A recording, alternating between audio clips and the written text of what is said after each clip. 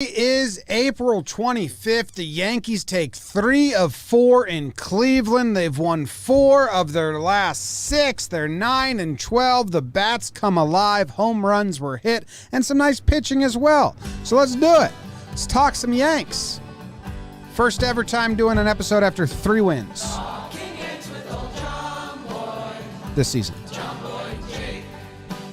Recaps galore, weekly awards, stat lines, steaming hot takes.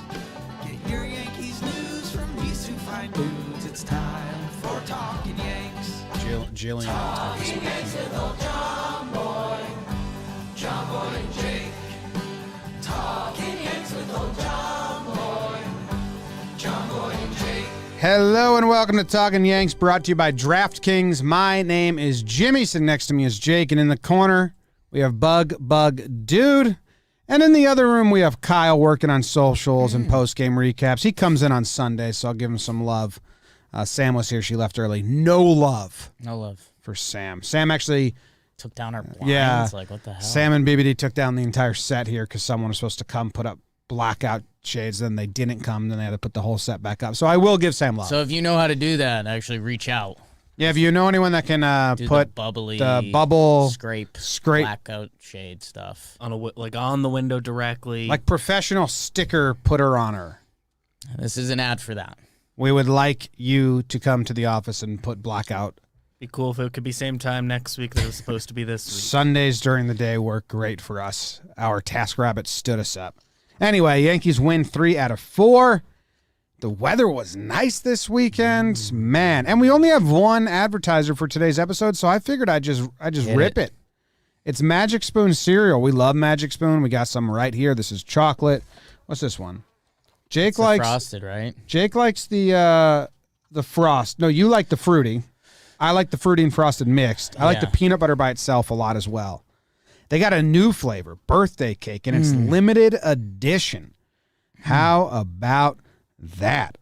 Magic Spoon cereal is pretty much cereal for adults. It's healthy cereal, 0 grams of sugar, 13 to 14 grams of protein, only 4 net grams of carbs in each serving, only 140 calories a serving. It's keto-friendly, gluten-free, grain-free, soy-free, low-carb, and GMO-free. We've got exciting news. Magic Spoon has released a super delicious new flavor, birthday cake. Birthday cake. Magic Spoon will be available in a special 5-pack for a limited time only, so get it while you can. Or build your own box. Ooh, available flavors. Build your own custom bundle are cocoa, fruity, frosted, peanut butter, and cinnamon. We haven't tried cinnamon. Ooh. We got to get new flavors. Okay. If you're listening from Canada, Magic Spoon ships there as well. How about that? MagicSpoon.com/Yanks. Go get yourself some. You get $5 off if you use code Yanks. I have a question before we get into the baseball, and we're going to get into baseball anyway. Birthday cake, has that been a flavor of things your entire life besides cake, BBD? It's been in ice creams for a while. It's a flavor I like. Now, I don't think. Jake, do you think this is my brother, who's 21 years old, thought his generation invented icing? I said, no. We were doing that when I was in college. Like, that's not a your generation thing that happened already. Birthday cake flavored other stuff.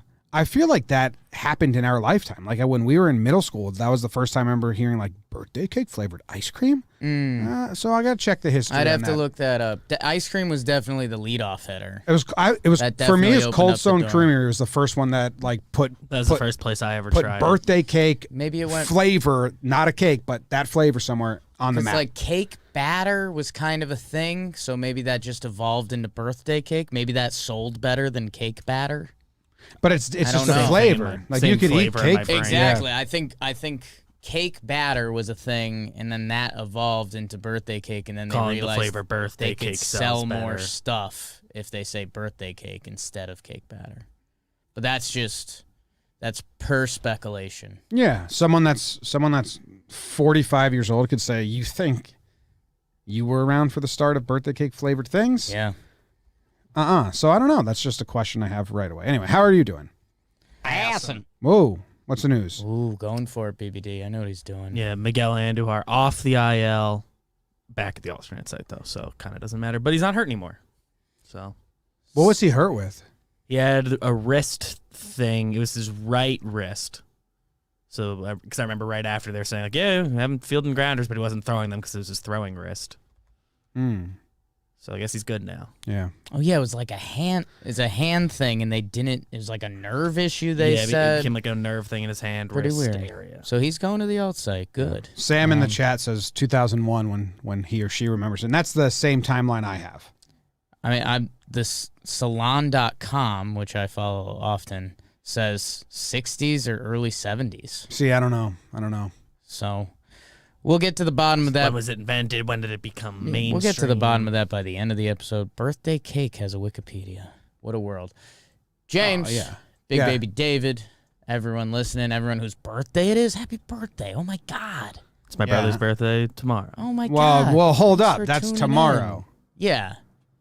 This is tomorrow's Depends episode when he according to what we listens. give advertisers. We'll see when he listens.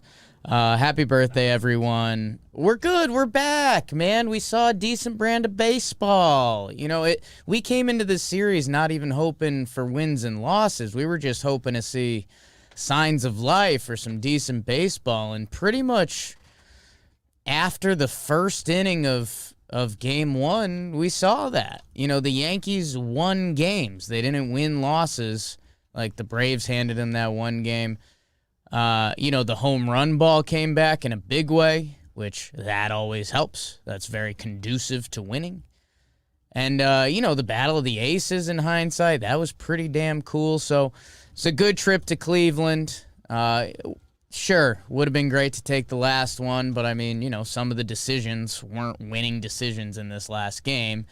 And you head to 4-game set in Baltimore, and I think, you know, the bar has been set for a minimum of 3, an ideal goal of 4 in Baltimore, which, you know, 4 days ago we would not have said that. I think we said best case. Well, what we said was if they continue playing how they're playing, best case was a split.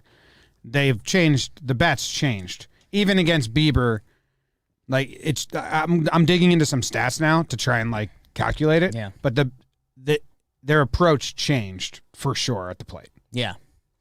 Which is nice.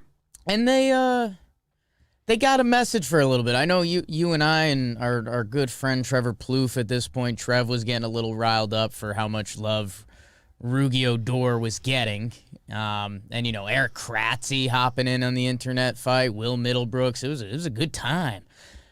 You know, the Yanks needed some energy. The energy was gone, and the energy guy on the team right now is Rougie, so he got a lot of love. Also, hit a couple dingers this series, so that was fun. But, yeah, you know, should Rougned Odor get credit for Giancarlo having a 2-homer game? Probably not. Stanton, 7 innings, 11 Ks. I don't think that's on Rougie. But it was good to see them have some life. They won some pitches. And, yeah, man, you know, were we in a scared place? Probably a little too dramatic. Maybe. We just had to see something. And we finally got that. So, yeah, let's keep it going. The stat I've been harping on forever is pitches in the zone and like just throw pitches in the zone. Yeah. Well, they went up against good pitchers this series. Yeah. Well, who's the pitcher that maybe isn't that good? The middle guy has a beard. Allen. Logan Allen. Ethan Allen.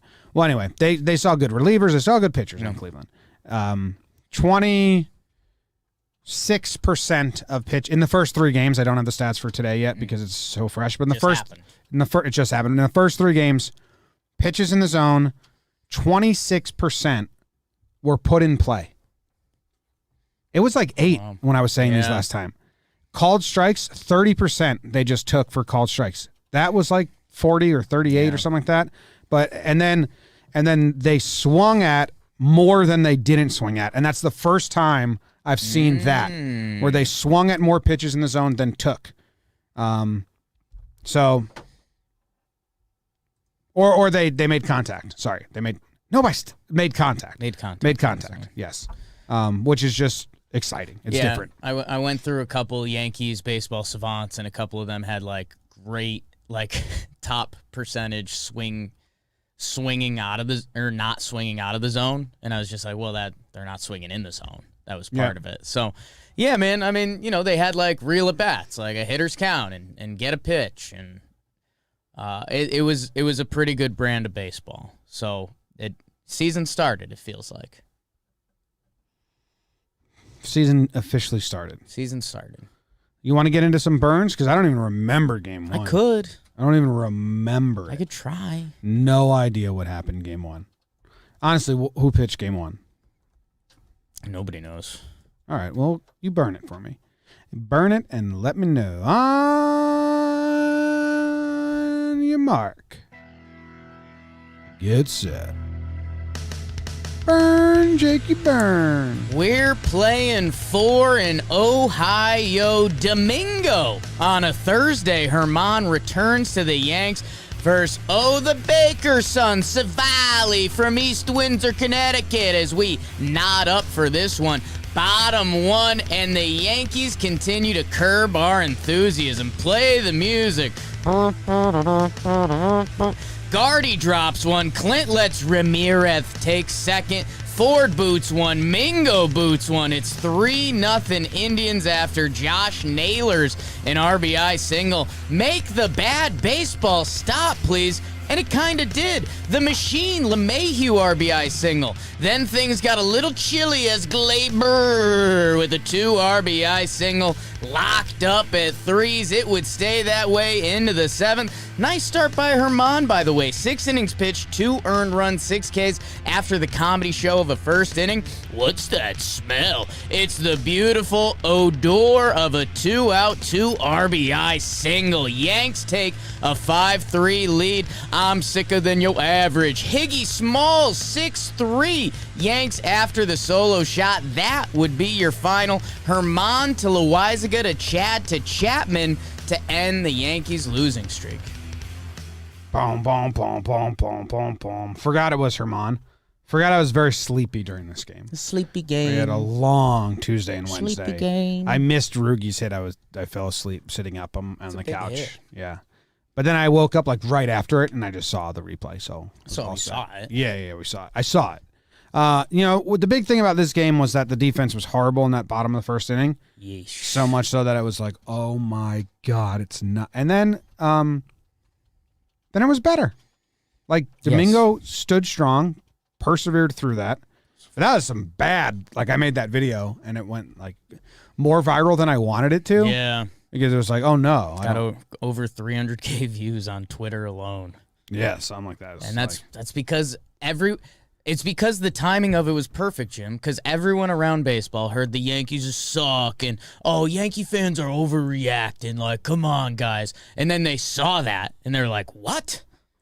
That's what these guys are doing? And it wasn't a once-off. That was like the average inning for the first 3 weeks. It didn't feel particularly bad. No, it just felt like a continuation Status quo. for Yankees fans. The Herman one, Jesus. 1.7 million impressions on that tweet. It's pretty crazy. nuts. Yeah, and the Herman hurting his own case there was actually better, I think, because then it's like, you know what, we're all in this. Right. Like you can't get mad at your fielders, together. Herman. Like you gotta get out of this as well. It's team bonding. But Domingo pitches well. He goes into the 6th. He finishes the 6th inning. Yeah. Do you know how important it is for pitchers not named Garrett Cole to finish the 6th inning? Yeah. Like very, very important. And we're still not there. How many other pitchers have done it? I'm going to count Mike King's relief appearance. That counts. I think it's those Might two, be it. and then I think, did Monty do it once? Did he get through 6? Davey's doing it tomorrow, so we can count that, I guess. Davies doing it. Davies definitely doing it tomorrow because they're optioning him as soon as the game ends. So they're getting as many pitches Let's as see possible. them bullets. Then Mike King can come back and do it the next day and be sent down for somebody. So Yeah, that's what they're doing. Right? Monty's got 2 6-inning starts. Okay, well there you go. Yeah. Monty's got 2. Domingo's got 1. Cole's got 3. Garrett. This is actually like a really good stat for a 162 season. Yeah. Like by the time we get to the All-Star game, can we count how many 6-inning starts we've had? We should. And Cole has 4 out of 5. We should make that a thing, man. That's probably going to be really telling come the end of the year. It doesn't even have to be like a phenomenal effort.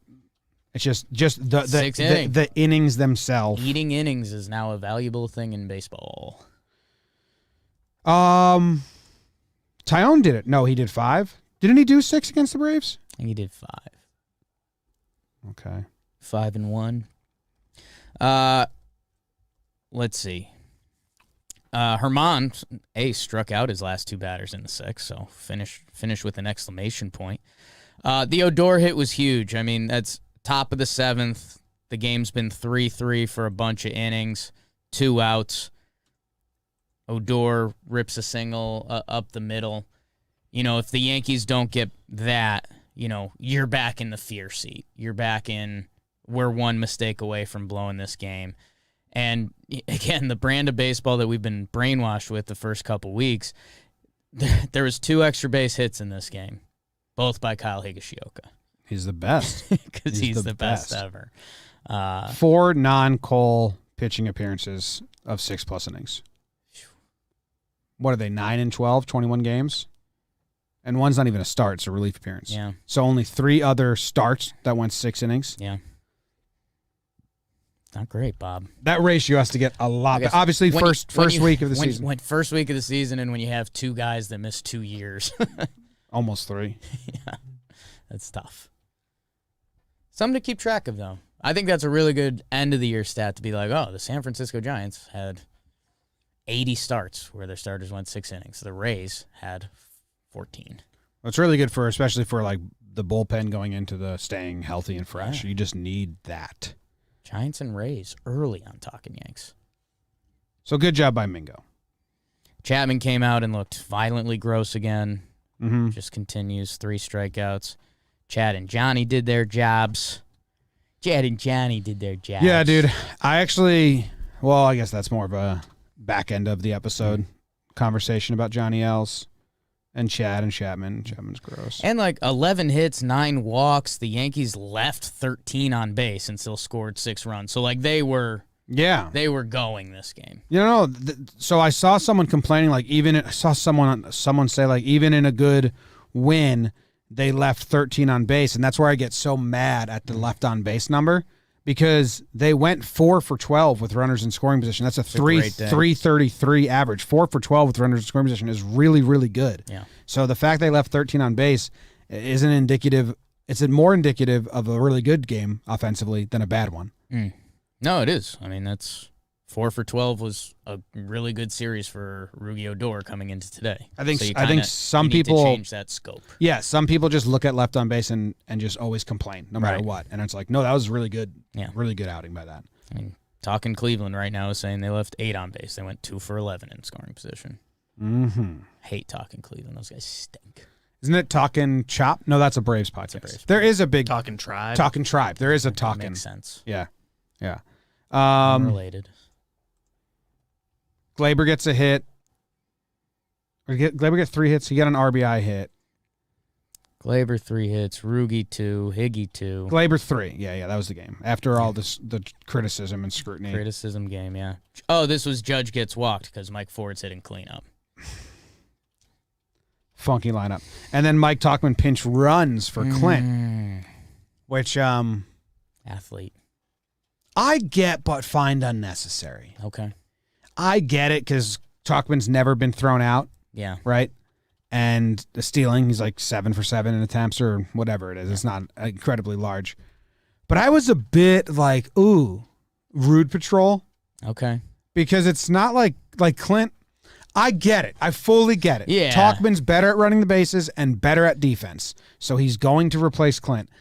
But there is a part where like Clint's got to be like, oh, I can't even run the bases too. Yeah. I can't start every game. I can't finish games in the outfield, and I can't run the bases. Like, it's just another thing. But it's Tauchman is better, so I get it. But I just feel like it's another little jab. I think it helps if you put it in the scope of Tyler Wade's not on the team right now. So Tauchman is that guy. Yeah. So I think if Waiters was there too. But Clint's fast. He's fast, but I mean, Mike Tauchman at this point of his career fancies himself like an incredible base runner. He's a base runner. He pictures himself as Dave Roberts World Series. Like I'm stealing that base. I just think, yeah, I fully get your point fully as well. get it. Yeah. I'm just saying you can wait and replace him for defense, Clint's and Clint's like, okay, that's the one thing. Yeah. From Clint's point of view, like he would probably say like, "Come on, guys, like my base running isn't a problem." I'm pretty quick, yeah. Yeah, that's what I'm saying. Like It's that'd just- be like my highest like graded skill. yeah. Like Talkin is a better base runner. And he's if a you're better- going to and get he's- subbed out for defense and the guy's a better base runner. No, it makes Yeah. sense. It makes sense. I just saw it and I was like, ooh, okay. It's like I feel bad for Clint more than anything else thing. Yeah, for real. Pull him. All right. Game 2. Yeah. Of the series. Friday night. On your mark. Get set. Burn, Jakey, burn. Sweet home Alabama as Montgomery in the pinstripes try to furnish a win streak against Logan Ethan Allen. It's called eating the frog. Get all the bad out of the way, and it happened again. Deja vu as Cleveland jumps out to a 3-0 lead. In with the good, out with the bad. How about the number 2 in Yankees land, Jeter? How about 2 homers? This Hicks. And then a 2-run pimp job by Stinky. 3-3 after 3. We got more threes than a Golden State game. Spit on me, Giancarlo. Let the rhythm take you over, Giancarlo. 2-run Yabo hit it to Cabo. Thank you, Whoa. sir. May I have another number 2 for Stanton on the day? Mai to Litke to O'Day to Chad to Chapman. Yankees win game 2 to start a 2-game win streak, 5-3. How did you have Monty to Litke written out? Normal. So you improvised that on the spot, or you told yourself earlier? Mai to Litke. I Okay. had no idea. Another reason I think these wins feel better, and you say they won wins, is because they were down both Game from games, behind, yeah. and they made up for like the shitty play in the errors and like Herman causing error, and then in this game it's Monty just not having it. Yeah. He just was throwing the fastball high, like he couldn't. It's like he wasn't pulling it down, so he goes walk. He gives up a double, then they score in an out, and then a single, and his pitch count is so high. How many pitches did he throw in the first inning? Let's see. I mean, the first batter was 8 pitches. He got that guy out. 4 pitch walk, 12. 6 pitch walk, 18, 5er, 23, 7, 30, 4, 34, and then 3. 37. 37 pitch first inning. Holy And you're smokes. thinking there's no way he's long for this game. Nelson was warming up in the first inning. And the fact that Monty settled down Yeah. and he goes out there and he gets a 14 pitch inning in the second, and then a 15 pitch inning in the third, and then a 9 pitch inning in the fourth. And then they don't let him finish the fifth, and we can talk about that now if you want, unless you have it saved. But, you know, every pitcher will tell you that these are the games that you have to do this if you want to have a good season and help your team. Like, you have to figure it out and, like, fix something halfway through. So, obviously, the final line, 4.2 3 earned runs, isn't amazing, but being able to help the bullpen, being able to just have that resolve, Yeah. and like show the other guys in the clubhouse, like, yeah, no, like, fuck that. That could have been a 1-inning day. My real day, quick. my personal day's ruined, but let's like I gotta gut this out for the team type deal is huge. So in the end, he turned a shitty first inning into like something I'm proud of or happy with him for. Yeah, he battled. I mean, you still don't like the day to look like that, and going to Litke there, ideally that doesn't seem like the matchup for Franmil, but I'm sure. Well, the Yankees will tell you they had something in the scouting report, but they probably just want to use Litke. But I mean, if they leave him in for Franmil and then Franmil hits a Cleveland porch job like he did today, then we're saying, is all for naught and Monty, blah, blah, blah. So kind of fine with it. You battled back, needed that, clearly was lost in the first inning, and, you get what's been the normal Yankee start, basically, 4.2 innings. Yeah, I wonder what in the scouting report said to go to Litke for Franmil. I just looked at his numbers against breaking pitches because that's Litke's specialty, Right. and they're pretty bad. But it might not even be numbers based, Yeah. but it probably was. But he crushes lefties. Do you want to talk about that decision to pull Monty after the Glaber error that wasn't ruled an error type situation, or do you have that later on? Let's do it. Because I would have kept Monty in. Yeah. And it sucks that like that Glaber mishap. Do you know the difference if Glaber makes that play and he walks off the mound after 5 innings strong of like coming back and like head up 5 innings, 3 earned runs, not great for the ERA, but I just like battled versus being taken out because your shortstop just botched a somewhat routine play. And now you can't even, now your mess and Glaber's mess is left in someone else's hands. Obviously, he got it done, but 5 innings pitched, 3 earned runs looks better than 4.2, blah, blah, blah, blah, blah. I felt bad for Monty.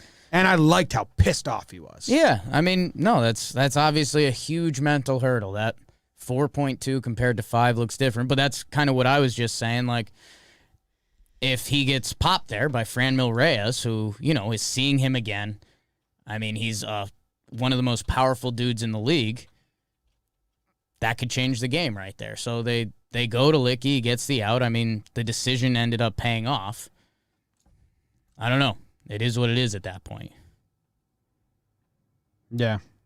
I like how mad he was. Never seen Gumby that mad. Get pissed. All right? You never really see too much emotion out of him, which is cool. He's getting more emotional. You get older.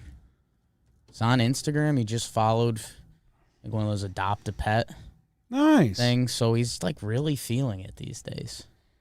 After going with the shake it up lineup, they put this lineup out there, which has Stanton batting in front of Judge in the 2-hole, and Stanton gets 2 hits there and looks good. And they put Glaber, who had 3 hits, behind Judge. Now, we ran into a little bit of a theory on the pregame show of how they're doing the lineup now on days they're trying. And I kind of like where we landed there. Is now a good time to talk about that? Yeah, we can. I mean, they do it again game 4. Game 3. Well, I game mean, they 4, put Rougned there. Yeah, they kept Glaber game 3. Yeah.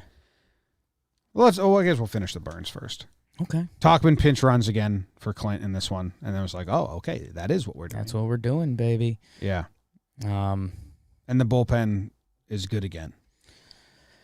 Bullpen good again. Our good bullpen has been good. I know we tweeted out some of the stats on that. It's very impressive. Chapman only struck out 1 though, so yeah, it's kind of boring. I like Stanton in front of Judge. I was saying that on the Instagram pregame show when we originally did kind of the Twin Towers back-to-back experiment. It was Judge before Stanton because we were like, the Yankees analytics team was so hot on Judge in the 2-hole. You know, kind of like Stanton too. They got to attack him. Everyone's still acting very scared of Judge this year, and Stanton, not bad. Yep. All right, let's burn game 3. There are no days hot. Oh, yeah. And he's also the best quote on the team right now. Yeah. Like, if there's a post-game interview, it's him or Higgy. Those are, like, the 2 where I'm like, I'm listening. Veteran leader quotes. Yeah. On your mark. On your sets. On your goes.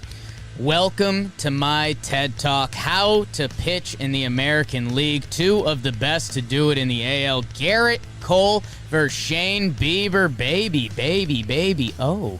Like a bad fisherman, the Yankees let Bieber off the hook in the first, and just like that, and college were scoreless through 4.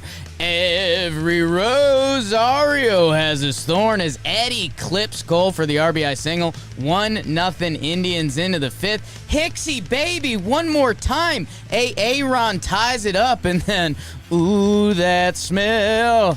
Can you smell that smell? Rugi and Hicks, there's a duo. 2 solo homers make it 2-1 pinstripes. Cole world. Garrett marvels as he drops the Thor hammer. 7 innings pitched, 3 hits, 1 earned run, 11 Ks for the Yankees pitching coach / ace. Cole to Wilson, and does it get any better than ending the night with an extra slice of lasagna? Yankees win an old school pitchers duel, 2-1. Duel. Wow. This was a good game. Holy smokes. Playoff baseball. This was a really good game. The under was the lowest we'd seen. 6.5. The Vegas over-under was 6.5. That's what it was. The last time we had 6.5 was the playoff game against Cole and Bieber. Went over. Makes sense. This time it goes under. I think 1, 2, 3, They had a bunch of 1, 2, 3 innings like back to back to back, which was cool.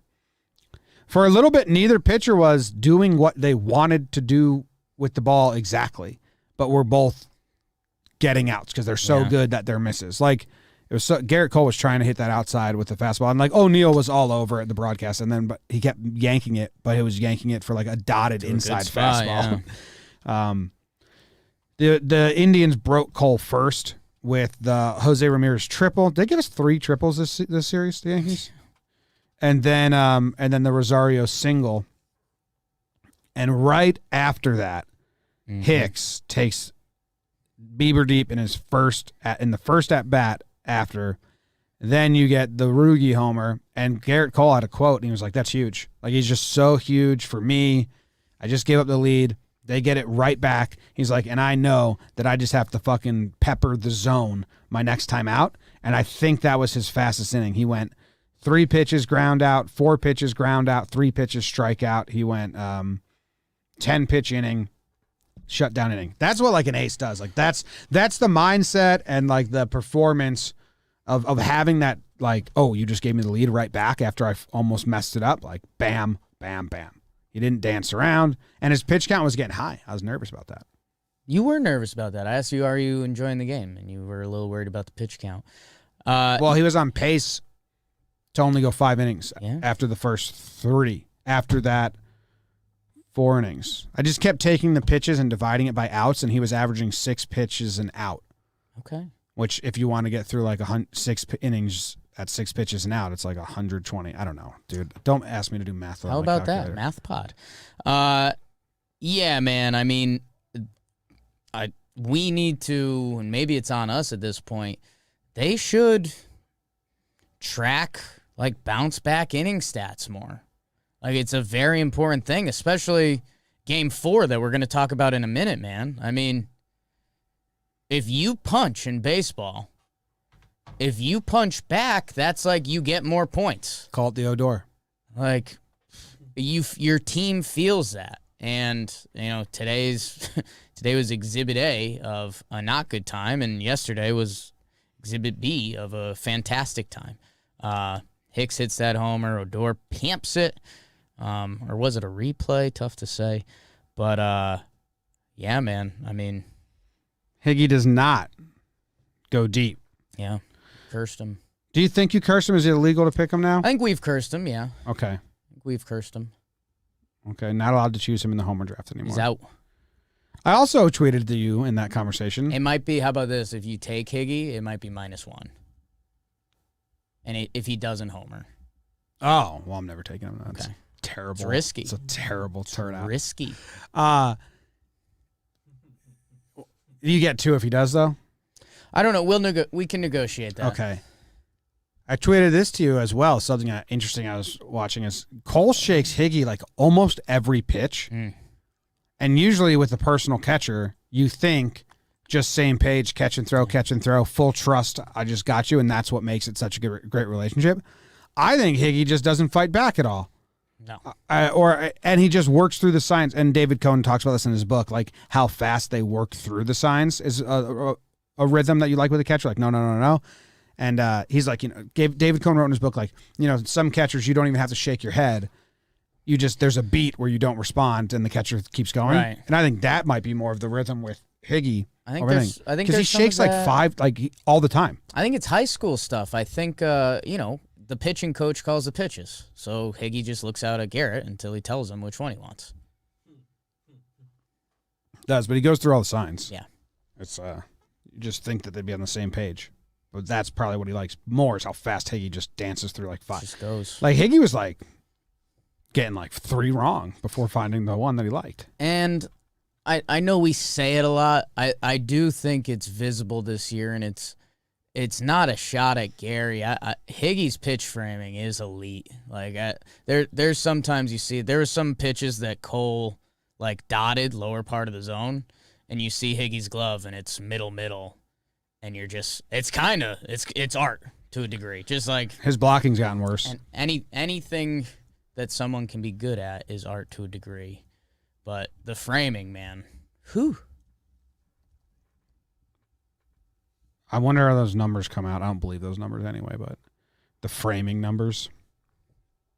Johnny Els finishes this one out because the Yeah. bullpen was tired. Chad and Chappie pitched back-to-back days. They brought him in to get the last out of the 8th inning, right? Yes. He came in. He relieved Wilson. How about Bieber throwing 119? Well, they got to ride him the same way we're saying we have to Yeah. ride Cole right now. How many did Cole throw? 111. Same. They're in the very similar boat there. If we don't get all those guys bullets. And you said this in the pregame show, and I think it was very true. You know, sometimes athletes play it coy. They knew who was on the mound for the other team. Yeah, it's a big thing. It's a pitcher's duel. It was hyped up. I mean, Cole's 7th inning where he struck out Rosario, Franmil fouled out, and then he punched out Naylor on 3 pitches. That was like, you're nice, Shane, but Dad still got this in the bag. You know Gary doesn't have a pass ball yet this season? Like that. Haven't seen people tweeting about that. Yeah, I thought I would have had one.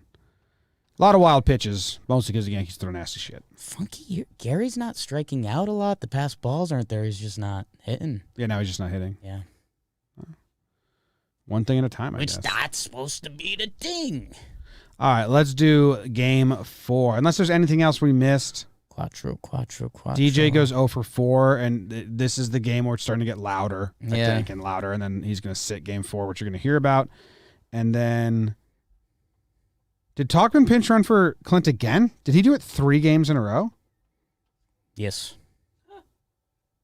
I didn't realize it was all 3 games. That's the winning formation there. plan, That's yeah. the winning formation then there. How about that?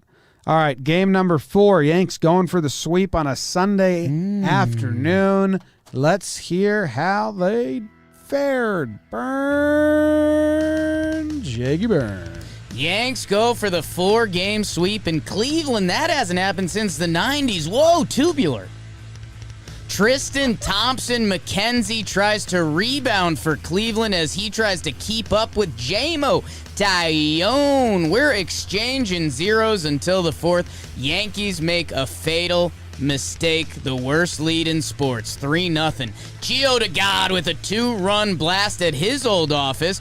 Do you know how fast you were going back there? Officer Ford writes a ticket for a solo homer, but after the Giants kick the field goal, the Browns score a touchdown. The next 7 runs were all Cleveland. The J-Mo bottle ran out of juice. Franmil with the 3-run homer. That was kind of the backbreaker. Nelson with another tough outing. Yanks lose 7-3, which is a bummer, but hey, won 3 out of 4. We're happy. Happy. Tyone looked great, man, until he didn't. Until he didn't. And I think what he's saying in his post-game press conference, he's like, I'm getting to 2 strikes a lot, which is good. I'm just not burying them yet. Something like that. Yeah, he had talked about that, and then Curry tweeted about it, and it was after his 3rd inning. He struck out the side, and he struck them all out on fastballs, I believe. And this is where, you know, I get hesitant about my analysis because, you know, Dad hasn't pitched in the league yet. But I think he got a little fastball happy. His Hernandez, who led off the next inning, 6 pitches, all heaters. And then he gets beat by Jose Ramirez, who can beat you on any day of the week. And then, you know, you're in for a bad time. Rosario gets him, all fastballs to Rosario. And then Franmil, he catches his fastball too. So I think he was kind of riding hot off that inning where he struck out the side. I think he hit 93, 94. And then, because his off-speed looked pretty good and he was mixing it up, and that inning was just so ugly. And hey, he after that disaster, 4 straight hits, which I saw Cleveland hadn't done since early last season. You know, he goes 1, 2, 3, Naylor, Leplo, Jimenez. So tough. You know, it felt really good and then it felt really bad. Live there. Nelson gets sent down. Clearly, they knew they were going to send him down. for Davey, and we said that on the pregame show, like this is Nelson's game. I would have liked them to go Sessa first.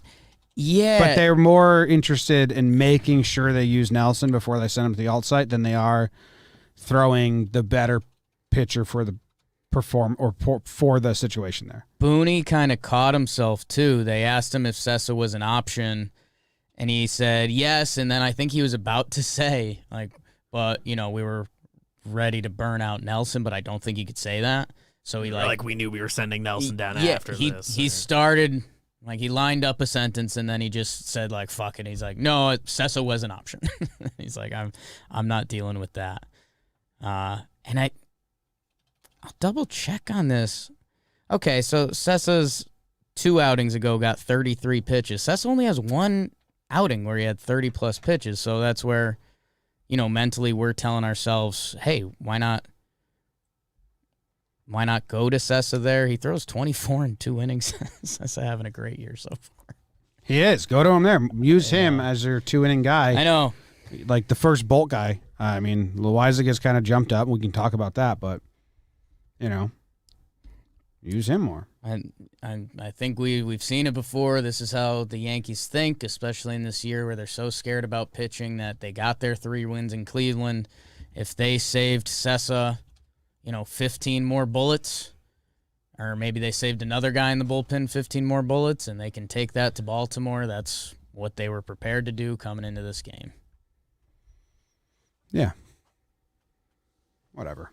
Yanks had a couple rallies. They had a little bit of fight. It just didn't really break through. I think 9 guys got on base. So, I'm still not, upset by this loss. 0 for 3 with runners in scoring position. Gio is awesome. Mike Ford clips one. And then, I referenced too many times, the Yankees did their damage, went up 3-0, which was a death wish in this series. That's what Cleveland did twice, and they lost. So, they punched back that same inning, 3-0, like that. Think about that feeling for if we were Cleveland. You're about to get 4 games swept. You just went down 3-0, and then your offense kicks in. Fran Mill's going nuts around the bases. It's 3-0. Now it's 4-3. Tack on a couple more. Bingo, bango, bongo. Bingo, bango, bongo. Hey, what can they do to get to 500 now? If they sweep the Orioles, are they 500? They would be 1 game over. Over? Yeah, if they sweep, because they're 9-12 right now. But if they go 3-4, they're 1 game under. Math. There's no way to come out of next series exactly 500. And hey, guys, Yankees fans, we're back. We're talking about a 4-game sweep of the Orioles already. No, sweeps are incredibly hard to Right. do. I mean, the math on it, if sweeping... If you can, the math on saying, we better sweep is just not in your favor. Yeah. There's no way you can go, no matter, any team can't go into a series and, we better sweep.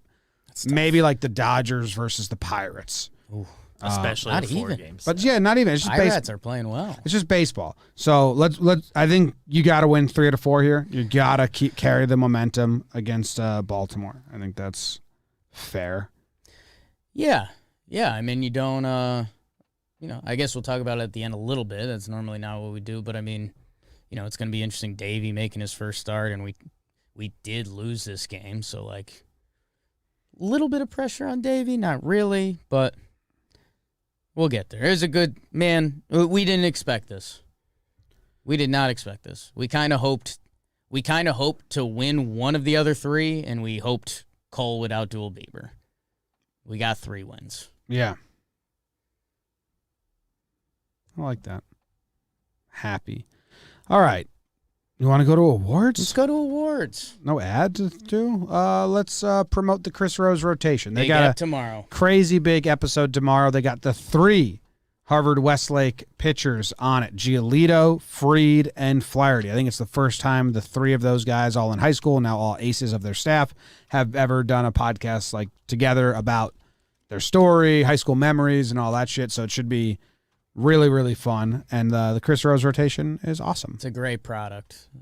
We're obviously a little biased, but it's the only podcast I'm listening to right now. Ooh. If you like baseball. Yeah. If you're Can't around baseball, not. you're into it.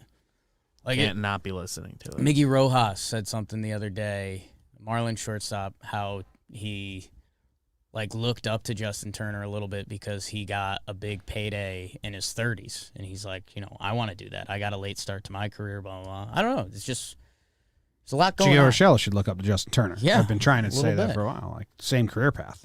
Break out at 27, 28. Bang. Just do it. With the 6 different co-hosts, you get so many new perspectives. And Ad. All right, the first award we give out here on Talkin' Yanks is Pride of the Yankees. Yeah.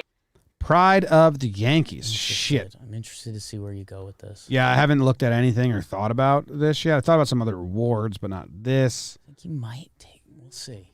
Let's See. Let me see real quick. Let me see. Down,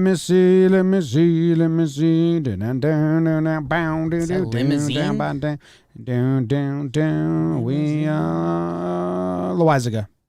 I knew you were gonna do it. That's who I wanted. Oh, sorry. I could tell when I mentioned Johnny Lasagna in Game 3 that there was a little lightning bolt triggered in the back of your brain. I didn't know I was going to take him until right now. I think there's a little lightning bolt back there that that was the pick, man. I was going to take someone else. That's a great and then you pick. said you were worried, and I thought you were going to take. I thought you didn't want me to take the other guy, so I pivoted to Loáisiga to not take him, to not take the guy I thought. But no, he gets this first save. So now people are talking about the story, his story and his path and all that. But they've wanted him to be a back end high leverage guy, and so far this season, he is doing that. Yeah. And he's made some changes. So who knows who's working with him? Is it pitching coach Matt Blake? Is it real pitching coach Garrett Cole? Who knows what's happening? But it's 13.1 innings pitched on the season with 2 earned runs, 13 strikeouts, so a strikeout per inning. And he's come in, he's come in twice he's coming in the 8th inning, once down 1, twice tied, once up 1. He's coming in the 7th inning twice, 6th inning once.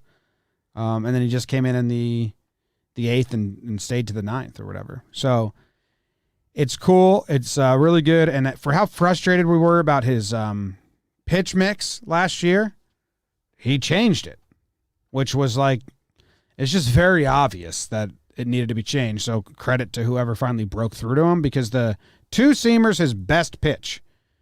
And he threw it 24% of the time last year, and now he's throwing it 44% of the time.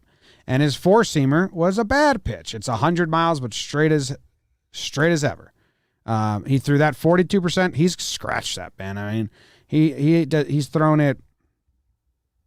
It says here 14%, which is 27 times out of 300 pitches. So I like that. And then he's also upped the changeup, which is a Matt Blake story. We got a lot of guys using their changeup way more this season. Domingo, Monty, Cole, Loáisiga. I don't know if there's another one. Garrett throwing some nasty ones, man. Yeah. So Johnny L's fully high leverage, and I was one of the bigger skeptics of doing that and if it could be done. Well, we just need to see it, man. I was fully on board. Don't even try to start him anymore. Make him a high leverage. And then I thought they went too quick last year into just high leverage right away. Now I keep this up. Do it. We're very interested in the pitch count innings limit, because he's thrown a decent amount already. Yeah. For a reliever, and he's never thrown that many. But yeah, I mean, he's nasty, man. Yeah, I think I've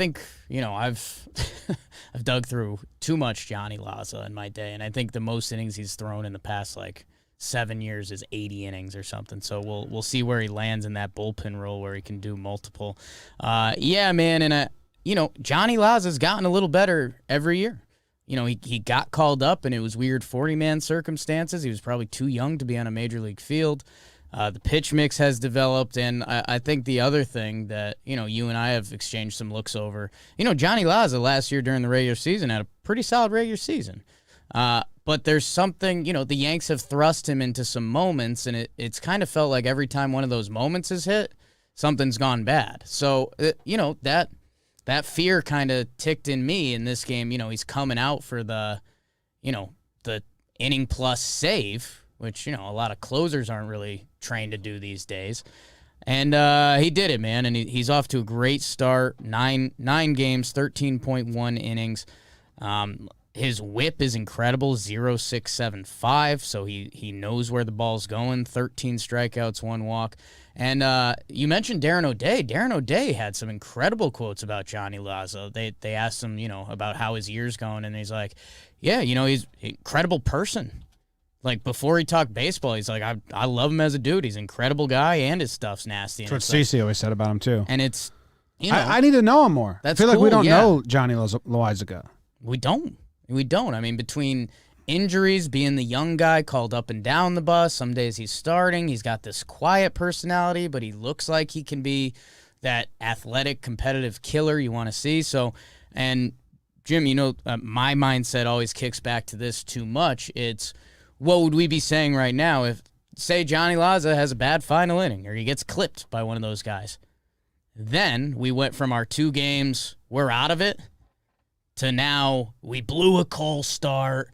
We're 2-game losing streak. I don't think these guys are right. Johnny Laza shut the door. Looks good, man. He looks good. Looks good. I love tangible changes. I mean, credit me. Credit you. I tweeted, "Dear Matt Blake, Yeah. why would you throw the bad pitch and not the good pitch?" Not the good pitch. And what did they come out doing this year? They scrapped the bad pitch and they threw the good pitch. Keeping it enough that hitters have to think about it. That's the key, I think. Keep that 14% there. Scare them a little bit. Make them have to game plan for it. Yeah, I wonder, again, I think those might be just glitches in Baseball Savant. Because, I think those are too much for a glitch. I think he's still pumping it a little bit. Yeah, they're the same exact mile per hour, so it could always just be like a 2-seamer that didn't move that much. Or Move more. Yeah. Move more. That was the winner, Jim. Good pick. Okay, I had another guy that I was worried that you said that I was going to take from you. So I'm interested to see who your pride is now. I saw it fire. Let me see. My pride of the Yankees. Let's see. Mingo had a pretty good start. That would have changed this series a lot too. God, it's probably Hicksy or Rougned, right? And I think I'll go Rougned, man.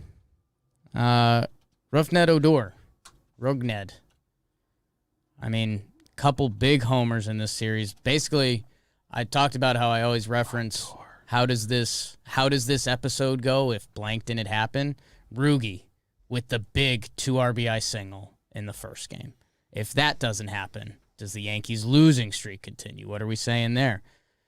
Man, he hits the game-winning homer essentially in the Ace Bowl. And he has sparked the team, man. So, it's still, pains me to say a little bit. I do think the internet went a little too far with the Rougned Odor spark and the conversation that was had around that. But the Yankees need a little shot of life. He has been that. And he had a really nice series, man. Couple homers. The Rookster. The narrative is already jumped the shark. That we had a Glaber's only 22 or whatever it was. Yeah. That took 5 months or 4 months before it was like, all right, enough of this. Yeah. Pretty much most of that regular season, it was fine. Yeah. They hammered this as quick as I mean, everyone's looking for anything to talk about positively. Yes. But every single interview, I think they asked everyone that sat down in the Zoom room got asked so how about Rougie's energy? And then they all gave some bullshit answer he's a fun guy. Guys like him. Yeah. I mean, I can recall Hicks, Cole, Boone, O'Day. I think they asked Judge, Rougned himself. They did a whole pregame show on Kratz's tweet. They did it during the broadcast. They asked Odor himself, and he was like, I don't know, just me. Yeah, I play with... He's also, not even, that much of a crazy dugout presence at all. No. He's... I mean, he plays with some intensity, which For sure. His at-bats are dug in. The way he, turns two is, whips it, He's going to pimp his home runs. He's going to pimp his walks. He's, plays with confidence. But, yeah, it obviously got overblown, and it was 2 conversations that got mixed into one that, Trevor, and I think he'll be fine with me sharing this, like, he was like, what the hell are you guys talking about? You're the New York Yankees, and you're talking about Rougned Odor being the change and spark this team needed? No. Like, I think Rougie's energy has been good because everyone else's energy has been so bad.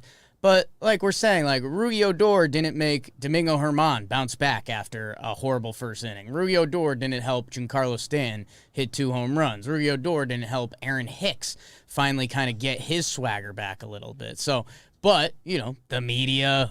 Well, I do think there's something about seeing this dude who just got traded to your team, who was his baseball career, like in his head, might have been over because the Rangers cut him and were going to pay him to not play for them.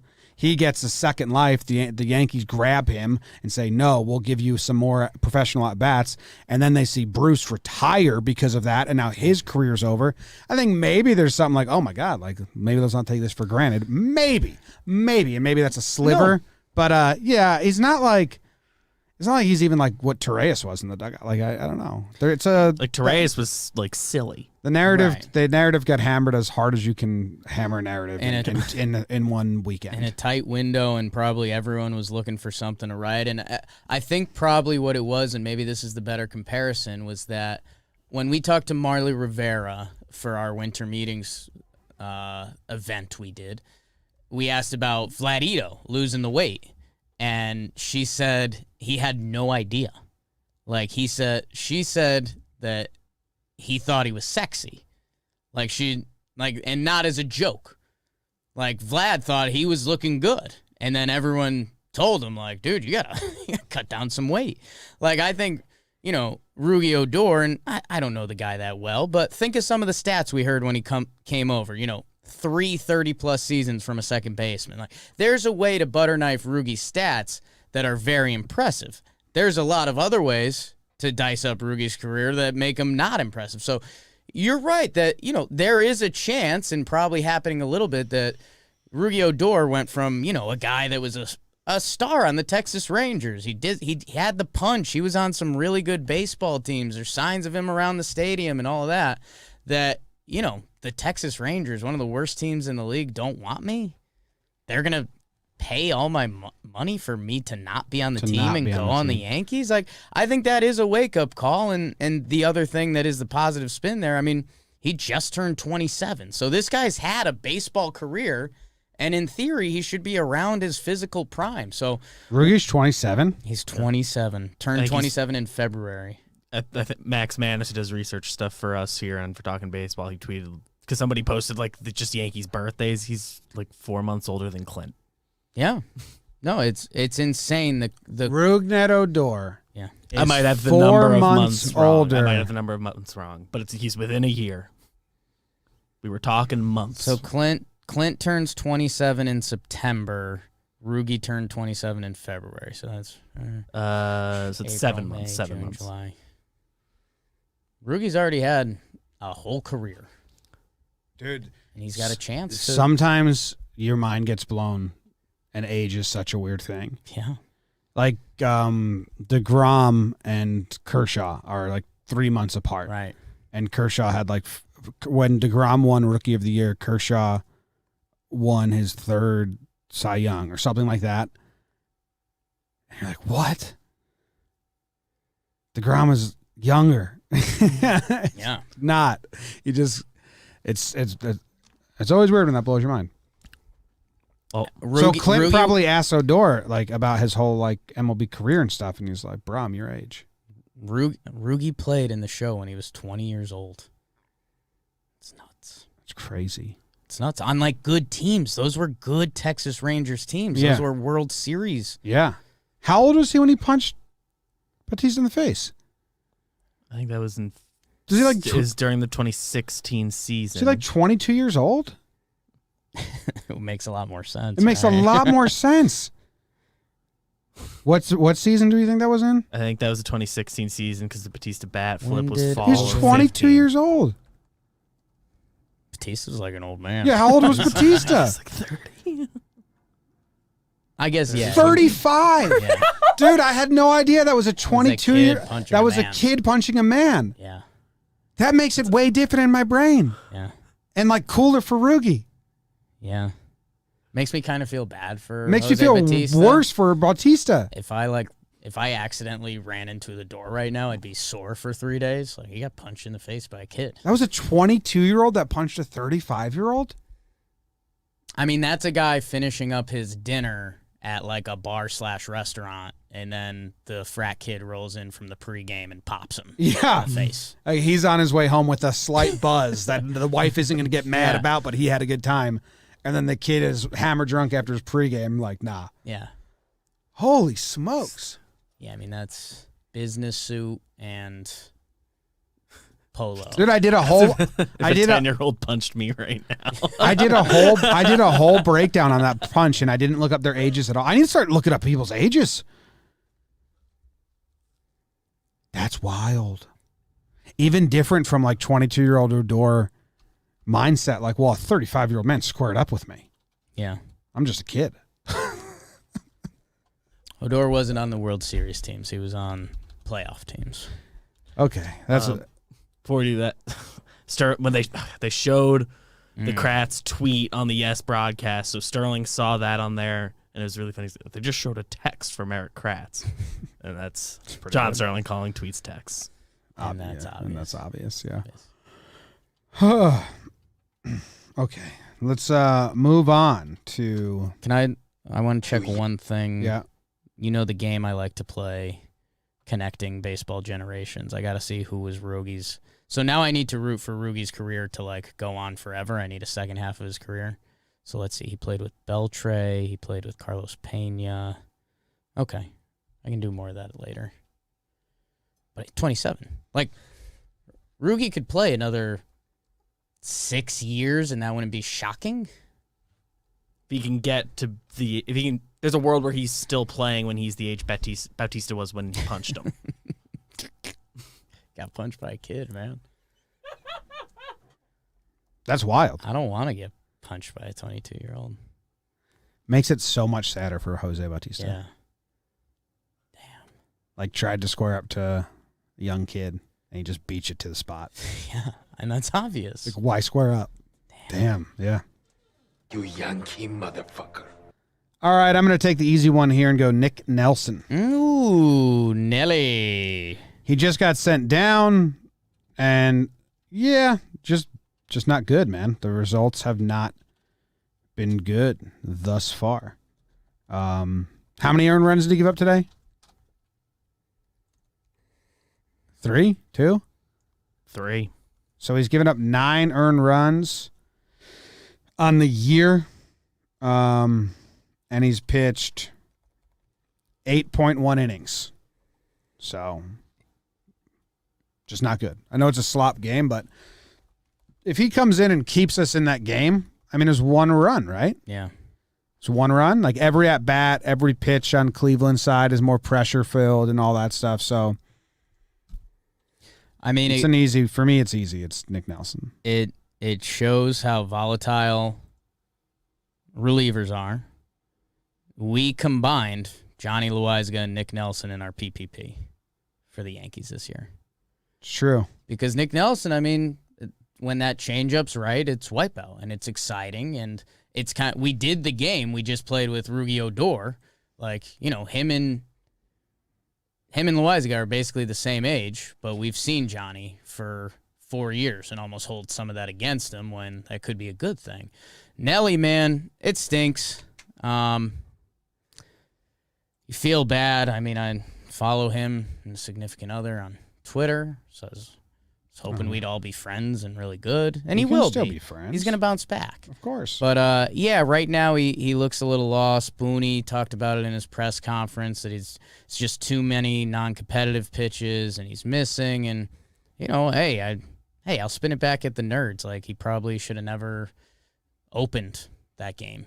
Yeah, it really fucked with him a little bit. He's in a little bit of a funk. So then they brought him in, bases loaded situation against Osuna. Yeah. So he hasn't been put in he hasn't been eased into the best spots, but his numbers are rather bad on his 4-seam fastball, Jake, which he throws 50% of the time. Yeah. Hitters have a 500 batting average and a 875 expected slugging. No, 875 slugging. The expected slugging is even higher. So he's just getting absolutely crushed on the fastball. Yeah. Which he throws the most. Left a couple changeups, middle today that got hit too. Yeah, I don't know. He got sent to the alt site. You hope, next time we see him, I'll have a little more belief in Nick Nelson than we've seen recently. Because I don't know. He was a little lost out there. Yeah. So I think that's the easy MFer. I'm interested to see where you land now. Who you got? My mind's still kind of blown, to be honest with you. Yankee MFer. Ooh, this is tricky, huh? You know what? It's going to get me not a lot of love, Jim. I'll go DJ. Ooh. DJ's got a case of the rollovers right now, man. BBD, is that his first MFer in his history as a Yankee? Might be. It's tough, man. I mean, you saw it.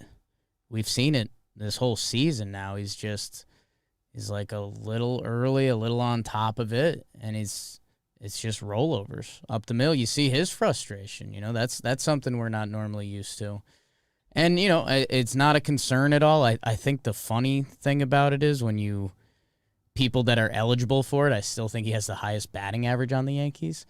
But he hasn't been in a rhythm at all this year, and it stinks. You feel for him a little bit. Rollover city, man. He'll be back. I think he needed to hear this. Oh, I think he needed a day. I mean, it's nice to get a day and then go to Baltimore and have some fun there. I wanted to look at his batted ball profile. Ooh. Because I want to see the topped to see if it's actually higher or less than, Yeah. And it's his average. That's interesting. Yeah, I mean, if you 40% topping the ball, his career average is 40%. Doesn't seem that way.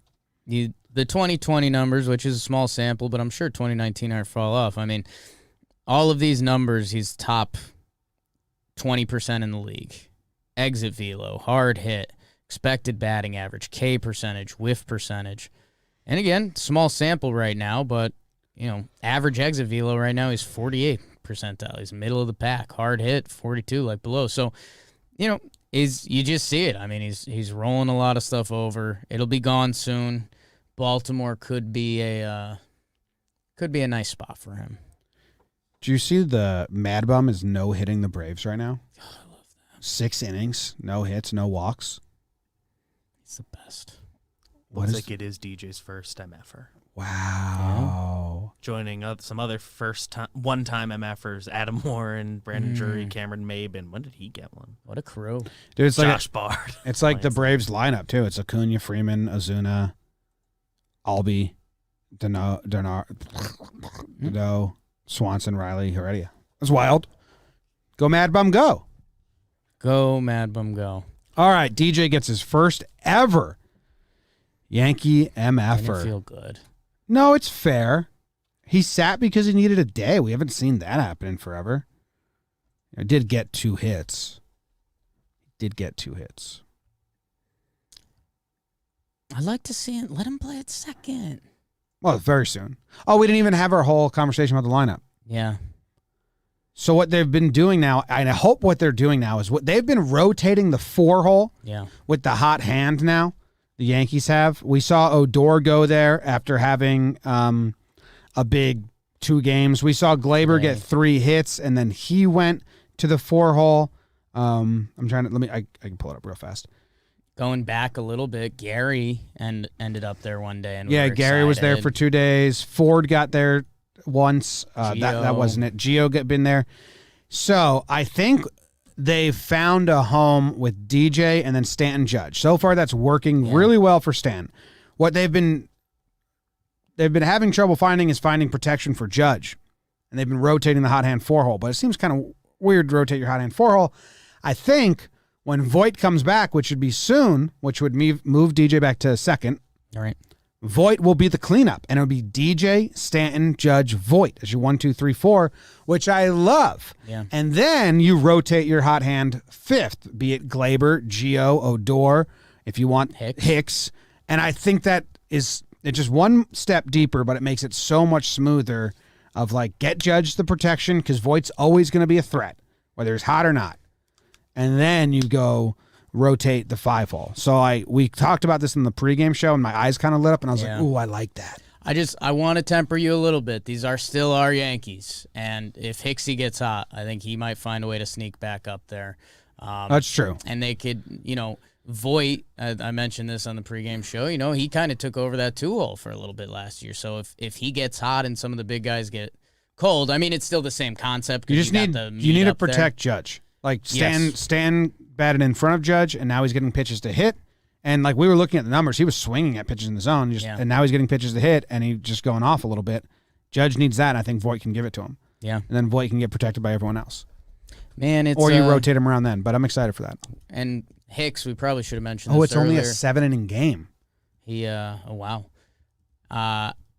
Hicks had some back stuff. We're expecting him back in Baltimore. It seemed not significant, but you never know with the Yankees. We'll see on that. The Yankees made it seem insignificant. Yeah, we'll see. I mean, he was wearing the jersey on the bench. We just take our context clues from that. But, yeah, no, man, it really does get exciting because, for the roller coaster we've been on Glaber this year, like he should be a good hitter. And, I mean, when you mention that meaty part up top and, like, if you can get Glaber and then, Gary should have his hot streaks and Gio, like, this lineup is supposed to be powerful, and hopefully we see that soon because we're still Rougned batted cleanup today, which is cute.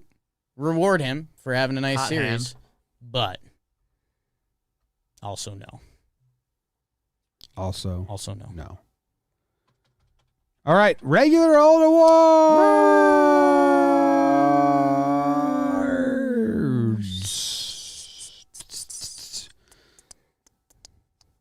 I am giving out, and you gave out this last week. It's prestigious award. Wow. I'm giving out the smallest of stepping stones. Wow. The smallest of stepping stones award. Okay. A different award, but yeah, it's a playoff. It's this one has much less prestige. It's a prequel, and it goes to Clint Frazier. The smallest of stepping stones. Now, Clint got 8 at-bats this series. He had 0 hits. But you know what he did have? 5 walks. Yeah. Now, my advice, because by his own admission, he's a tick-off on fastballs still, and he's not recognizing them, and that really hasn't been solved yet. But my advice was just go up there and swing. Swing until you're not a tick-off anymore. He's done the opposite. He's decided, you know what? Hicks it. I just won't swing. And he got 5 walks. So 8 at-bats, 5 walks. He had a 385 on base percentage. And, if you're not going to swing at pitches in the zone, then you can't swing at pitches out of the zone. Yeah. And that's the small step he's taken. And he is not swinging at pitches out of the zone now. He had, let me pull it up. I had the stats. Let me see. Pitches out of the zone in the first 3 games. I cannot do the last one because they haven't been updated yet. In the first 3 games, pitches out of the zone, he did not swing at 85% of them. 28 out of 33. He swung and missed at 3. He fouled 1 off, and he put 1 in play. I think pitches in the zone, he's fouling them off a little bit more than just swinging and missing. So it's just the tiniest of stepping stones. I don't think it solves the major problem in any way, because you still eventually need to hit, swing to hit. Yes. But the on-base percentage is there. So there you go. The smallest of stepping stones swung less. That was his solution. That was the trick. Yeah. I'm not swinging, so I'll just swing a little less. I referenced it earlier. His he's 96th percentile in chase rate right now, but that's because he's not swinging at anything. So yeah, we'll and he see. was swinging at everything out of the zone. Right, and he, we try to pick up on the little things, and we'll see. I mean, baseball's a brutal sport. His at bat, his pinch hit at bat today in Game 4, which that was a decision of sorts. He draws the walk. He was recognizing Quantrill's off speed pitch, which take that for what it's worth. Well, he's been doing that all season. Right, he was, and he did offer at the first one, so he stayed away at the ones out of the zone. So I don't know. Meredith asked him after the game, and everyone was excited about the catch. And he had a good Clint interview. He had the sideways smile, and he's like, it's starting to come together. He was brutally honest. He's it's still a little off, but he I don't know. He's also a guy that's got a little bit of history in Baltimore, so that would be a nice time for him to get going. His zone swing was 49%, which was like incredible. He was swinging at less than half in the zone a couple weeks ago. It's up to 53. Now his average is 66 and league average is 66. So, but it is climbing up. But yeah, he's been able to recognize the breaking pitch, but he was just like, I recognize him swinging them. Now he's recognizing taking them. So that's a small step. The smallest of stepping stones. Jillian in the chat says, opinion on the catch. I still think he made it look harder than it needs to be.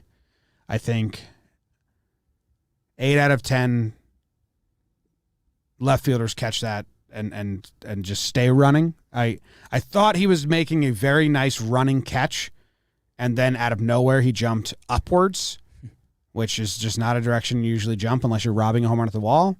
And it just made me kind of laugh and then be like, what the fuck is this? But I understand people love it and think it's an amazing play. We did we had a whole debate. We did a whole frame by frame breakdown. He dives on every single thing. So if he would have ran and caught it, I would have celebrated because it was a hell of a jump. He got a great read. Just no need to jump there or dive at all. I like the catch. I think I think that was his best catch as a Yankee. I do think I know what you're saying. I think there's a little bit of kind of when a guy slows down to take a layup, the last step they'll take, they slow down a little bit. I do think there is that in Clint's dives where if he was running full speed and your head's jostling. But I thought that was a good catch. I mean, coming in when he's got the glove the wrong way and stuff, that's still not great. I just asked him to catch the ball. I thought that was a good catch. It's a good jump. It was a good it was a good beat on it. He sprinted right to the spot. I just thought he could catch. I think most fielders catch that by just continuing to run. He even said in his postgame like it was kind of lofted, and it's like, yeah. It's over. He caught it. That's all I ask. I agree with what you're saying. He probably could have gotten that without the jump thing, but that wasn't far from his most offensive jump to go for a ball. But here's the thing. That catch, people see it and think, like I saw tweets like, fixed. Now who's going to defensive replace him? The Yankees see that and say, oh, shit, we're lucky that he got it, and like we got to make sure to not have him in there at the end because that's not how you play the outfield. It's a close game. Yeah. I like the catch. I like that. Mad Bum did it, by the way. Can you hand me your juice? Yes, I got you juiced. 7-inning no-hitter for Mad Bum? 7-inning no. Does he celebrate? That's going to be an interesting post-game presser. It's going to be intense. Is that the first one we've gotten with like the 7-inning doubleheader rule? We've had a bunch of guys flirt. What was his pitch count at? 98. Oh. So he wasn't. So he wouldn't have got it. Well, okay. Mad Bum coulda. You got 130 bullets in there, right? Mm-hmm. Mad Bum thinks he would have. I'm going with the Silent Elevator Award. The Silent Elevator Award. Silent Elevator Award.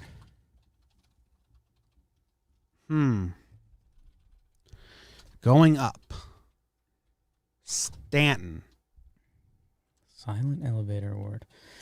So awkward elevator. Okay, you're getting closer.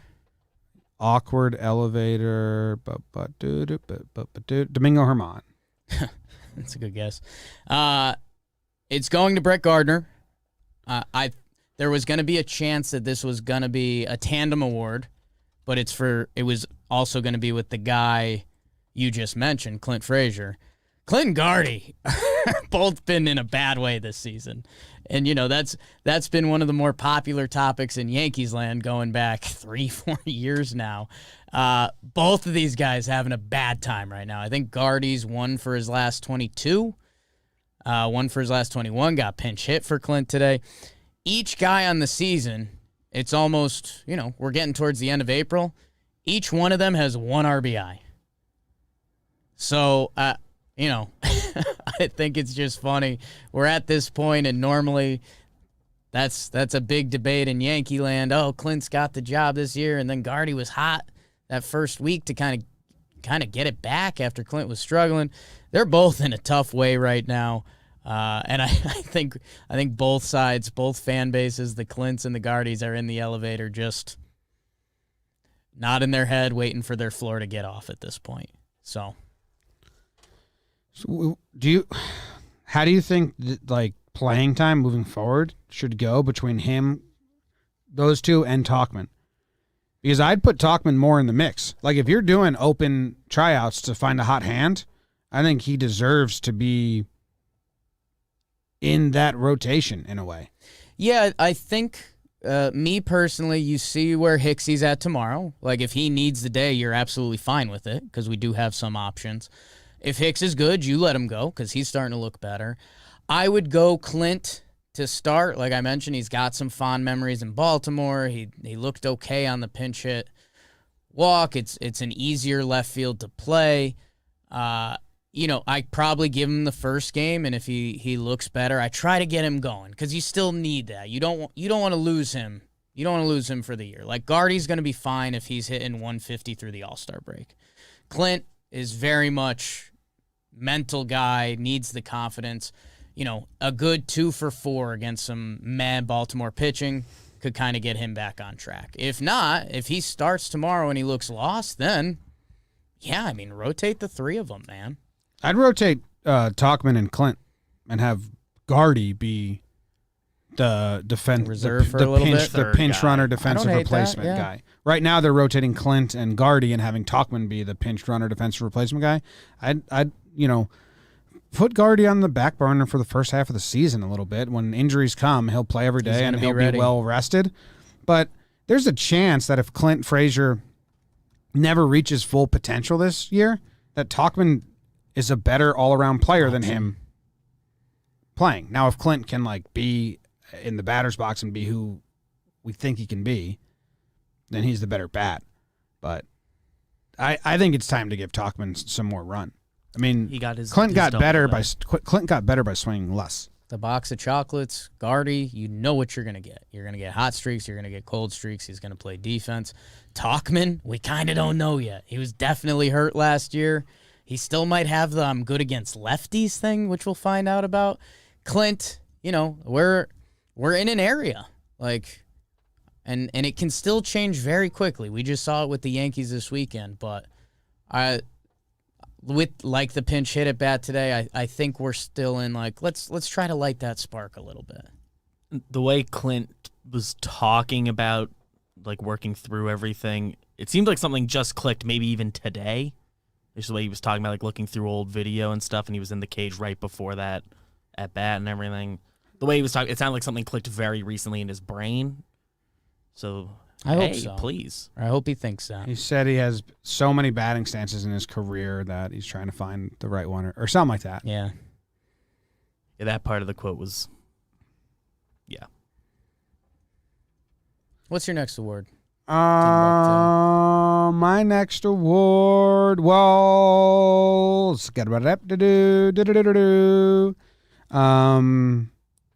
you are the condom award. What's that? It's the You Are the Condom Award. I think you'd like the Diamondback celebration, by the way. It's muted, but it's fun enough. Yeah, well, I'm definitely going to have to spend the rest of my night doing a breakdown on it, so I will see it. You Are the Condom? You Are the Condom Award. You Are the Condom Award. Yes. So you put it on over your penis. That's how it works, or yeah. you keep it in your back pocket for 5 years thinking you're going to use it. Yep. That's Clint. I don't know. Really? I don't know. Do you have any guess, BBD? Monty. Gio? Always Cooper. protects you. Cooper in the chat got it. I mean, the last award that I gave out was protection. "Don't Be Silly, Wrap Your Willie." Taryn Hicks talking about how much he needed to be Judge's condom. Judge is Stan's condom. Yeah. Stan gets the award. Stanton gets the award, Yeah, but Judge is his but condom. Judge is his condom. Okay. Yes. So Judge is the condom, but Stanton gets Yeah, the Judge you is are the condom, but award. Stan's getting the award. So what's the award? You are the condom. You are the condom goes Yeah. to Giancarlo Stanton. Yes, but But like, Judge is his. yeah, yeah. Well, what happens Feels is like Giancarlo's the wiener. Oh You my, are what the happens is Stan goes up to the podium, right? And he says, "I don't deserve this." And he points at Judge and says, "You are the condom, man. This is your award." And he hands it to him. It's really Stan's, though. Okay. I think I got it. All this time trying to get Judge some damn protection. Yeah. And in turn, they just use him as protection instead of getting him some. And they put Stanton in front of him. And now he's homering and hitting the hardest hit balls ever. Ever. Hardest hit ball of the season today. Hardest hit ball of the season in Game 4 today. Giancarlo Stanton. I mean, there's still really smart people out there that don't believe in protection. And they're having kids at way too young of an age. Good award. He had 2 home runs. Yeah. Same game. He had a hit. Did he not play Game 3? He might go nut job in Baltimore, huh? What game didn't he play? Guess he got a One. first game. First game. So they sat him. So he's gonna have to sit once in Baltimore. So that'll open up your options a little bit. His stats on the season still suck, but he's almost about to break 200. Hitting the ball so hard, and it's so weird. It's so confusing. Yeah, it's weird. Booney said it. Boone's like, yeah, been around, never seen it. Ain't seen that before. But he hits the ball harder than literally anyone has ever hit the baseball. It's Standing like that. Yeah, it's bizarre. You think Judge has ever tried it? Like it, maybe like nobody around. No, I bet he's tried it like in BP. Okay. Like doing it like I think let he's me see done- it. Let me see how this feels. I think he's done it silly with the boys, and then I think people have left, and he's like, you know, actually put it on 94. Dude, Judge's hitting coach would probably kick his ass if Put he it saw on him doing something 94. like that. Let me see. Let me He see. he homered off Logan Allen, and then he homered off Trevor Steven. Yeah, it looks good, man. I hope that Stan can ride this. Like, he's very good at baseball. His numbers are awful right now, and the rest stuff, like shallow house stuff, is pretty frustrating. He might have the most like unlucky outs on the team. Ooh. But that always gets Based on- tricky with based the on just hard hit memories. stuff because he hits it He hard. hit it hard, you but kinda right at know, someone. Yeah. He got a single off Bieber to open that That up. Ozuna plays still front of my mind. Yeah, the hit against Bieber is good. And we kind of got signs, or I did when in the Ion Anderson game, when he was going first pitch curve to everyone, and Stanton was the only one that like recognized it and was like swung. The result wasn't there, but I was very happy with like, oh, okay, Stanton's like heads in the game. Yeah, he's had a couple of those recently. He had one today that he just missed. That was kind of a spinner middle. So he's still dialing it up. Could be a big Baltimore series for the big man. Mm-hmm. Shake. So I understand how it's confusing, Yeah, but it's a good award. oh, for sure. I can't wait for Voit to win it. Yeah. Well, it would be excited Judge for winning that. it. Well, it gets tricky It'd be Judge winning it for because it's what they say on the stand to us. yeah. I couldn't have done it without you. He's actually him, yo. I want to break my rule a little bit. Oh, wow. I know. So if you don't, He's an eye for an rule eye. breaker. I wanted to give out the 3 buddies making a fruit salad award. That sounds so much like the Cerebus Award. I know. Yeah. Is it the same Cerberus, guys? It's not. Okay. It's not.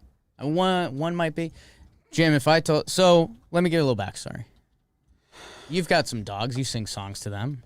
It's delightful. She's my amazing, mazy girl. She's the most amazing girl in the world. Yeah. A song I sing with Noodle is two buddies making a fruit salad. We're two buddies making a fruit salad. And then I riff off of that a little bit. Hey, how? You never make fruit salads. But I think that's the cutest thing. Like if someone told, like if you and I, or like if we asked BBD and Zach like what they did this week and they're like, oh, we went to the Yankee game. Before that, we made a nice fruit salad together. You're like, oh, that's as cute as it gets. Two buddies making a fruit salad? How do you, in your head, when you're picturing it, do you just have like a cantaloupe in front of BBD and a watermelon in front of fruit, and they just have spoons? I'd be the watermelon guy, but yeah. It's like and they're just scooping it and throwing it into a middle bucket? It's kind of the super bad scene with Moroki. Everyone's having fun. There's light music. That's a cute scene. Yeah, they're passing different. Oh, give me the blueberries. I want to mix in the blue. The whole thing's delightful. Jim, if I said three buddies making a fruit salad, so I'm going to say three guys on the Yankees who are just sweet and we're into, and they bring that. And they brought it this series. Who are they? Darren O'Day, Chad Green, and Gio Urshela. You had 2 out of 3. Darren O'Day is too old to make fruit salads. He's like the foreman. What are you talking about? No, Darren's not making the fruit He's salad. the one that knocks on the bottom of the watermelon and lets them know they got a bad one. You think he can cut fruit? Look how he throws a baseball. He's That's out. where he throws it. He's out. It was Higgy. So Higgy, Gio, and Chad? Yeah. That's the oddest collection of guys. How are you roping them into the same award? Because they all did really cute stuff this series. Higgy's a goddamn driller. He can't stop. Second time you've used that. What does it mean? I asked you last time, too. Driller just means you're doing it. Like, that's all he does. He won't stop. Just means you're doing it? He's a driller. I don't know what else you want to hear. So it's like he's a bro? No, not at all. No, That's they're what not I the said. same thing, but it's the same type of word. No. Higgy's killing it. Yes. Like, that's all he knows right now. Yeah. If he wanted to have a bad game, he couldn't do it. Well, didn't he just do it with Cole? No, he's still hot. Bieber on the mound. Higgy's been doing his thing. Homer, double, had the only 2 extra base for the Yankees in that game. Gio the God, he hit the homer today that had us in a game positioned to win, and that was pretty sweet. And Chad, 2 appearances in this series. This is the loosest. just does it. When I combine guys, it's like the It's Okay. like the bullpen. Noted. It's like I choose 3 from the bullpen. There's no connection. I picked 3 from the Yankees. You just chose, and these other 3 guys. 3 from the bullpen. And these other 3 guys did good. 3 from the bullpen. They're maybe the 3 cutest guys on the team. Like 3 of the most well-liked guys in our office. If we did an office poll and the results came back, they might be the 3 most liked guys in the office. And that's why they're making a fruit salad together. And it's cute as shit, man. Judge would Get still over be up that. there. Depends if Dan's in that day. Yeah, when you... There Well, needs I to be wouldn't a- have had Jill. I wouldn't have Thank had you, Chad Jill. in this group, but Thank you. Needs to be a bigger connection between the 3. when you once you said it, yeah. once you said Gio and Chad, I was like, well, and then Loáisiga already had one. I was like, oh, Sessa for being good, but he didn't do anything specific to this series. But kind of neither did Higgy. It's the fruit salad, guys. Gary's Well, the it cutest also on the just team. lines up with the fruit It's the salad. fruit salad. Just a bunch of stuff you kind of just don't like- actually want to eat together. It's But the fruit salad. It's more like Everybody's just a making fruit salad because they're not all fruit. It's just like They're making a one's fruit lettuce, salad. one's You need lettuce, the one's fruit. berries, and one's like the No, man, dressing. You're so far away from this word. I appreciate what you're saying, but you're gonna have to let me and the boys have my fruit salad on this one. Yeah. Gary is one of the 3 cutest guys on the team. Office poll. I think those 3 guys end up on top. Congrats, fellas. Congrats. Fruit Salad Award. Did we miss anyone? 40 It's hit a homer technically the today. three buddies making a fruit salad. Yeah. Do we care about Ford hitting a home run today? No. Okay. It's nice. It's not, no. It's, I'm happy for him. It's nice, but like, I mean, his time isn't his. When Voigt's back, he's back to the alt site. And then what happens? Then Odor just becomes a bench player. Yeah. I mean, him and Odor are fighting for time right now, pretty much. They probably still do like Odor, like, hey, Voigt like absolutely has to sit twice a week coming back from a knee thing. Yeah. And then like either Gio, Glaber, Well, Ford's or gone. DJ's gonna get a day every week. Ford's out. Ford's out, but how? Yeah, Odor. I'm interested to see how he finds time and where. We'll see if we still want him around when he's got a couple weeks. I'm sure. Well, he's the backup infielder. We give I think Gio so. a day. Can he play short?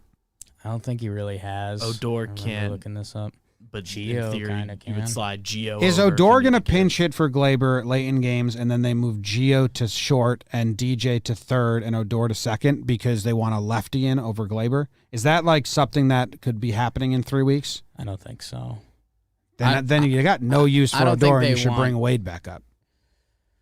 But then you lose Odor, Yeah, but at some point, keeping the asset. if you're not going to pinch hit him, I think by the time that decision comes, we might yeah, not be stuff's worried gonna anymore. happen. it's true. Rugi's never Something played good's gonna shortstop. happen.